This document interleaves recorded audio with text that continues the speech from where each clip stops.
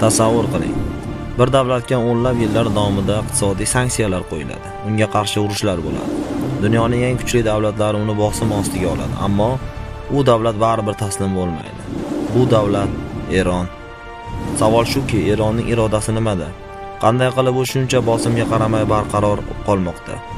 Bugun biz faktlarga asoslangan holda Eronning irodasi haqida gaplashamiz.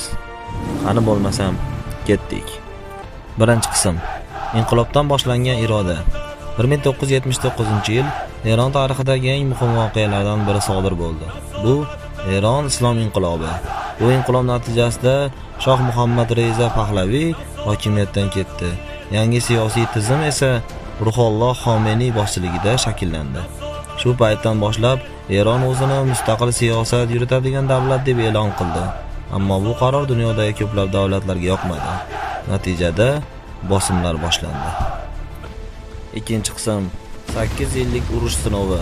1980-yilda Eron uchun yana bir sinov boshlandi. Bu Eron-Iroq urushi edi. Urushni Saddam Husayn boshchiligidagi Iroq boshladi. Bu urush 8 yil davom etdi. Millionlab odamlarning hayotiga ta'sir qildi. Iqtisodiyotni og'ir ahvolga tushirdi, ammo shunga qaramay Eron taslim bo'lmadi. Ko'plab tarixchilar aynan shu urushni Eron milliy irodasining eng katta sinovi deb hisoblaydi. Uchinchi qism. Sanksiyalar davri. Keyingi 10 yillikda Eron yana bir bosimga duch keldi. Bu xalqaro sanksiyalar edi. Asosan AQSh va uning ittifoqchilari Eron iqtisodiyotiga cheklovlar qo'ydi. Buning asosiy sababi esa yadro dasturi edi. 2015-yilda esa tarixiy kelishuv imzolandi. Eron yadroviy kelishuvi.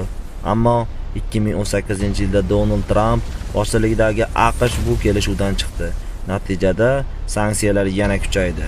Shunga qaramay Eron iqtisodiyoti moslashish yo'lini izlashda davom etdi.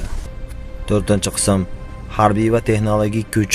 So'nggi yillarda Eron raketa texnologiyalarini rivojlantirdi, dron ishlab chiqarishni kuchaytirdi, mintaqada ta'sirini oshirdi. Masalan, Eron ishlab chiqaradigan dronlar ko'plab davlatlarda muhokama qilinmoqda.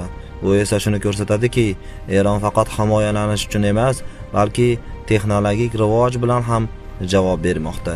Voqealar rivoji shuni ko'rsatadiki, bugun Eron hali ham siyosiy bosim ostida, iqtisodiy sanksiyalar ostida, mintaqaviy ziddiyatlar markazida, ammo shunga qaramay davlat mavjud. Shuning uchun ko'plab ekspertlar shunday savol beradi. Eronning katta quroli nima? Raketalarmi, siyosatmi yoki xalqning irodasimi? Fikrlarni izohlarda qoldiring. Video yoqqan bo'lsa, like bosing, kanalimizga obuna bo'ling.